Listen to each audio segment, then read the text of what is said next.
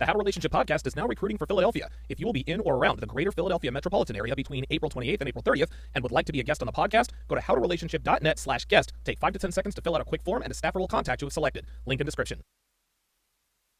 Why in the world would men risk embarrassment, humiliation, and possible criminal prosecution just to strike up conversation with girls who look like men and act like they have no interest in men when they can bypass all that nonsense by simply opening their phones? Tinder didn't ruin face-to-face interactions, Miss Horton. Women did. Tinder is simply the digital manifestation of the romantic female transformation. Girls don't want guys to approach them in public, they don't want to make an effort to look feminine and presentable in public, and they don't want to publicly display their interest in men. So Tinder was created to satisfy these objectives, and predictably, women are complaining about it. Enter to win a free Conference of Masculine Excellence virtual ticket. Just go to masculineexcellence.com/win, plug in your very best email, and you'll have a chance to win a free virtual ticket. Limited time only, winners notified via email, winners announced weekly. Everything around women encourages them to put off marriage and children so that they can have some fun and get it out of their system. Music, television shows, magazines, articles, videos, all of these mediums tell women that getting married young is demeaning and oppressive. Women like Amy Horton also bought into this lie. She wanted to live the bachelor life, meet the man of her dreams in her 30s, have a family, and live happily ever after, all while keeping everyone updated about the hookups and drama she's always involved in. But then reality hit. And now, at nearly 40 years old, Miss Horton is confused as to why she can't find a man. This is not the way she planned it. Scores of high-quality men are supposed to be chasing her, courting her, offering their hand in marriage. There's just one small problem. Men aren't following the script. They're not doing what they're supposed to be doing. They're not committing to a woman who's hooked up with dozens of guys, who's finally realized her worth and now regrets the many mistakes she made with the many men in her past. Amy Horton's about to have a rude awakening, and it is not going to be pretty. What's up, guys? It's your man, Donovan Sharp, and I help men just like you become the very best versions of themselves by giving them the raw and honest truth about women. If you like this content, please like, subscribe, and share. So let's take a look at an article Miss Horton wrote about her rude awakening. It's entitled, quote, "I've gotten blown off by men so much lately that I'm literally questioning everything. The dating scene is getting worse and worse," she says. "If I had known a few years ago that things would deteriorate to this level, I would have found me a good man and locked him down. I had no idea that Tinder would come about and swiftly create the demise of good old-fashioned romance. I hate this new dating world I live in," she says. "I want nothing more than to destroy all dating apps and the awful way they've ruined actual interactions." When she says things would deteriorate, she's actually talking about herself. Now, she certainly doesn't realize she's talking about herself because surely she's every bit as attractive now at 38 as she was at 18. So the fact that she doesn't have as many options has nothing to do with her deterioration. Oh no, it's the dating market that's deteriorated. Even though the wall comes fast for women and their attraction drops precipitously, they are always the very last to know or acknowledge that they have indeed hit the wall. Amy Horton has no idea that Father Time is now collecting his debt for having given her absolute power over men for the better part of a decade. And she won't figure this out until a guy tells her, "I've never dated an older woman before." That is when it's going to hit her like a ton of bricks, and that will be a rude awakening. So she's saying that because of the deterioration of the dating market, there aren't as many good guys out there. But what she fails to realize is that there aren't as many good guys available to her. And her blindness to her own decline in value makes her think that there aren't as many good guys around. This statement literally says, "Where have all the good men gone?" Which of course is the calling card of a woman who's been passed around for an extended period of time. She says that Tinder has diminished good old-fashioned romance and that she hates this new dating world, which is actually kind of funny because she is actually on Tinder and has been for a while. Women cannot expect good old-fashioned romance if they're on dating apps. Ladies, if you want old-fashioned romance, then delete all of your apps and make yourself more approachable in the real world. You know, being kind instead of irritable, looking men in the eye instead of looking at your phone, dressing like a feminine woman instead of a 17-year-old hipster computer hacker. Girls are always confused as to why men don't approach as much as they used to. Well, the three main reasons are A, the West has literally criminalized approaching women in public by making catcalling and striking up conversation against the law in some areas. B, they're not approachable. And C, girls are online giving away their bodies like it's Halloween candy. Why in the world would men risk embarrassment, humiliation, and possible criminal prosecution just to strike up conversation with girls who look like men and act like they have no interest in men when they can bypass all that nonsense by simply opening their phones? Tinder didn't ruin face-to-face interactions, Miss Horton. Women did. Tinder is simply the digital manifestation of the romantic female transformation. Girls don't want guys to approach them in public, they don't want to make an effort to look feminine and presentable in public, and they don't want to publicly display their interest in men. So Tinder was created to satisfy these objectives, and predictably, women are complaining about it, especially the older women who are not getting as much attention as they used to. Instead of destroying all dating apps, how about women start acting like women again?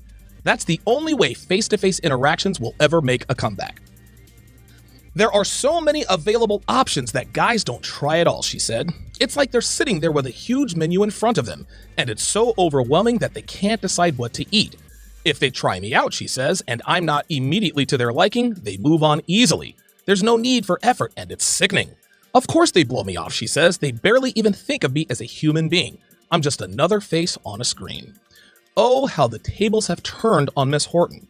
You see, gentlemen, what she is describing is the inverse of what she experienced in her 20s. In her 20s, she sat there with a huge menu of men in front of her.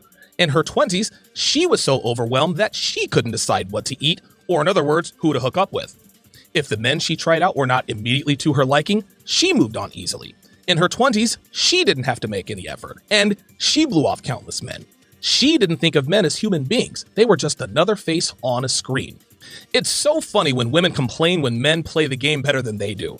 A woman will lie to men, cheat on their boyfriends, use men they have no romantic interest in for free dinners, and take their husbands to the cleaners in divorce court. But as soon as one man plays the game better than she does and gets over on her, men are dogs, men are garbage.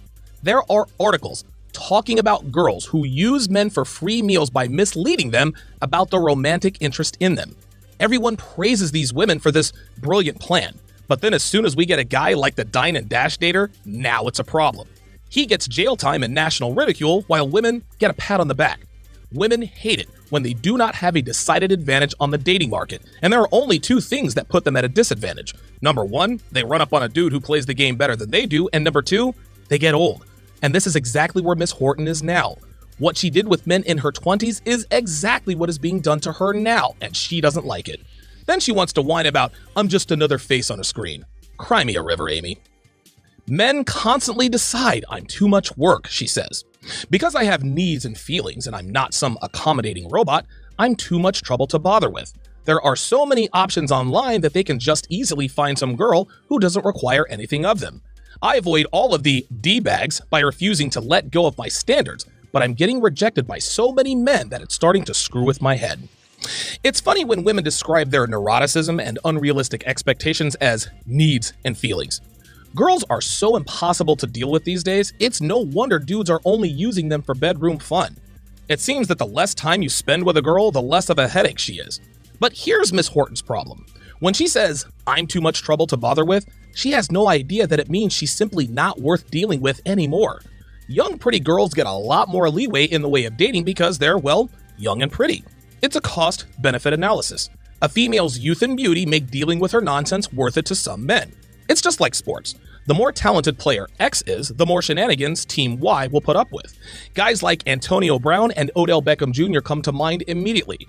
These guys are constant distractions in the locker room and in the media, but because of their talent and production on the field, teams tend to deal with it. Hall of Fame receiver Terrell Owens was also in that camp. He was a distraction in San Francisco, blew up the locker room here in Philly, and did the same thing in Dallas. But when his skills diminished, he couldn't get a contract. Amy Horton is the equivalent of the diva receiver who no longer has talent. Guys used to deal with her nonsense because she was young and pretty, but now that she's almost 40, dudes ain't trying to deal with her anymore. But instead of saying, I'm too old to put up with, she says, I'm too much trouble to bother with, as if to imply that men are the issue and not her diminishing beauty. Then she complains that there are girls who don't require anything of them. This again is a female who expects men to cater to her for no other reason but that she's a woman, and is surprised that there are women who understand that, at their advanced age, beggars can't be choosers. These are the musings of a female who is grossly overestimating her own dating market value. The fact that she indirectly says that she requires things from these men is laughable. What exactly are you requiring, Amy? You want men to open doors for you? You want men to be a gentleman? You want men who treat you like a lady? Sweetie, you're almost 40. Wake up. You had your chance to dictate what you wanted out of men in your 20s. But because your attraction level is now next to nothing, you want to complain that other women your age have figured out that they're in no position to make ridiculous requirements of men? Then she says she's refusing to let go of her standards, and that's the problem. You'll take what you can get because your options are limited, and that is what's really screwing with your head. I get tossed aside, she says, so frequently that it's messing with my head. She continues, I had to delete all of the dating apps. I know that I'm a wonderful woman and a great girlfriend, but the callous disregard of men online made me question my own self-worth. I started thinking that maybe there's something really wrong with me, that these guys find me too intimidating and ambitious for them. In reality, I can't change the fact that they're so insecure. She, like most older women, blames everyone and everything but herself for her declining dating market value. Instead of acknowledging that she is older and less attractive, she blames the deterioration of the dating market.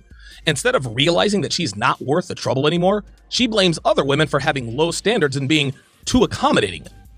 Instead of understanding that her company outside of hooking up isn't worth dealing with, she instead blames men's laziness and cites that as the reason they don't have girlfriends. And then she says that men are afraid to meet up with her, instead of coming to the realization that dudes simply have better options than her. So now, here she is, blaming men once again for her own deficiencies. She's just too intimidating and ambitious for them. They're so insecure. You know, the funny thing is that she almost kept it real with herself when she said that she started to think that there's something wrong with her. But then she immediately reverses skate and goes right back to the insults, blaming men for not choosing to be with her. If she were such a wonderful woman and a great girlfriend, she'd be with someone. But she isn't, so she's not. And in order to sleep at night, she has to tell herself and others that there's nothing wrong with her, but something wrong with men. This is the typical rhetoric of females who are getting left behind for younger, kinder, more feminine women. I like who I am, she says, but it seems most guys don't. I'm tired of men who say one thing and then either back out of it or act completely the opposite. 1 minute, I'm the coolest, most genuine, interesting, grounded woman they've ever met. The next, I'm too much for them and they feel that I deserve better than them. Just be honest and quit with the lame cop-outs. I like who I am, but this pattern makes me feel bad. This is the classic case of a woman who is on her best behavior in the beginning. Like all women, she's cool and genuine and interesting. Of course she is. She's putting on a facade, a front, a mask. A woman can fake the funk for only so long. Eventually, she is going to show him who she really is. And if she's dealing with a man with options, he's not going to stick around to deal with her nonsense. Ladies, you cannot get mad when you look and sound like a Ferrari in the first few weeks, then moan and groan when he takes you back to the dealership after he opens the hood and sees the engine of a Toyota Camry. Then she talks about lame cop-outs, because surely she's never used a lame cop-out like, I need to find myself. I need some me time. I'm not being true to myself. Once again, Amy is upset that men are running the same gambit on her that she used to run on men. Like I said, women love the game when they win, but they hate it when men play it better than they do. Guys, how many women do you know that are like Amy Horton? And ladies, do you think it's fair that men are passing her up for younger women? Let me know in the comments below.